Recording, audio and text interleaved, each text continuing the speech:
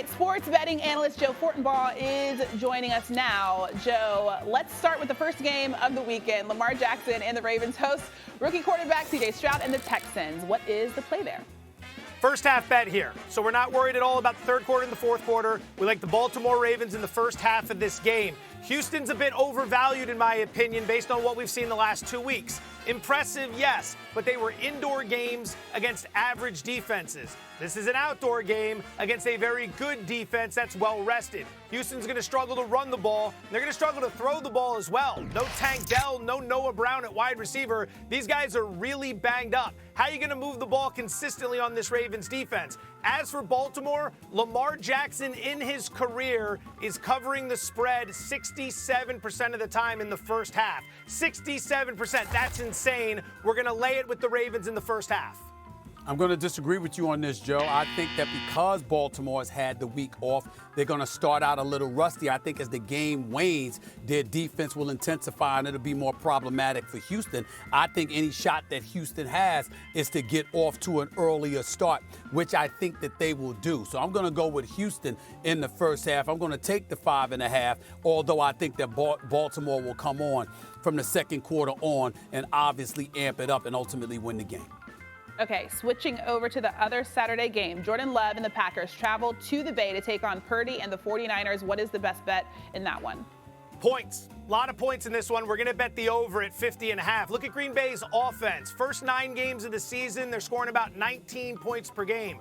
Last 9 games of the season, they have found another level, scoring 28 points per game. They've been on fire. And the weak spot of the San Francisco 49ers is their secondary, so the Packers should be able to hit a couple home runs here. Now on the other side, you got a Packer defense that ranks 23rd in efficiency, and they were on the field for 89 snaps against the Cowboys last week. The Niners have had essentially 3 weeks of rest to get ready for this game since they didn't play their starters in Week 18. I think they hang a big number. We're going over 50.5. Easily, I agree with you for all the reasons you just pointed out. I can't even debate it. All right, to Sunday football we go. The Lions host Tampa, Baker Mayfield, and the Buccaneers. What is the play on that one? I like Tampa plus 6.5. I'm going to wait for the 7. Hopefully we get the 7, which is a key number, but if we don't, we'll play it for a little less at 6.5. I see Detroit as an overvalued team coming into this game. No one wants to say it. I will. Sean McVay blew it last week. He was too liberal with his timeouts. He was way too conservative with his play calling in the red zone. And at the end of that game with the punt, it cost him. Detroit shouldn't even be here. People forget that offense went to sleep in the second half of that game. Now they're laying 6.5 against a good Tampa defense. People overlook this defensive unit because they've been banged up for a lot of the season, but since week 13, they're giving up just 15 points per game. Mayfield's going to be able to throw the ball quite a bit in this game. That Lions pass defense is suspect. I'll take the points with the Buccaneers. I don't think it's going to be suspect against Tampa Bay. I respectfully disagree with you. I'm going to go in the opposite direction, and I'd like to add this. The Los Angeles Rams, in my opinion, are a better and more complete team than Tampa Bay. I get what you're saying about how the Rams could have easily won that game. The Rams could have easily been in an NFC Championship game because some people thought they were the ultimate threat and sleeper against the San Francisco 49ers in the NFC. And so I look at it from that perspective. I don't view Tampa Bay in the same light as I view the Los Angeles Rams, especially offensively. I'm going to go against you on this one. Okay, finally, we got part 3 of the Chiefs versus the Bills postseason matchups, where Mahomes and Kansas City go on the road to take on Josh Allen and Buffalo. What is the best bet in that one?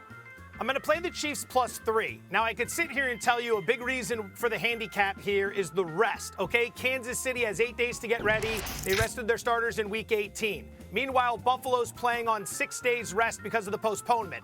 That's the handicap. The real reason I'm playing the Chiefs, I married in the Bills Mafia, and I'm tired of Mahomes breaking my wife's heart, and then I have to clean up the mess at night. Hey, till death do we part. I'm happy to do it. But if I'm going to be doing it again on Sunday, I better at least make a little money in the process. I want the Chiefs plus the points. I'm going with Buffalo minus the points. I'm going with Buffalo in this particular situation. I think that it's going to be a difficult afternoon/evening for the Kansas City Chiefs. I just look at their receivers. I look at Buffalo. I look at that climate. I look at the fact that they're finally getting the Kansas City Chiefs on their home turf in front of a crowd as opposed to during COVID and stuff like that in a game that obviously matters significantly. I'm going to roll with Buffalo on this one.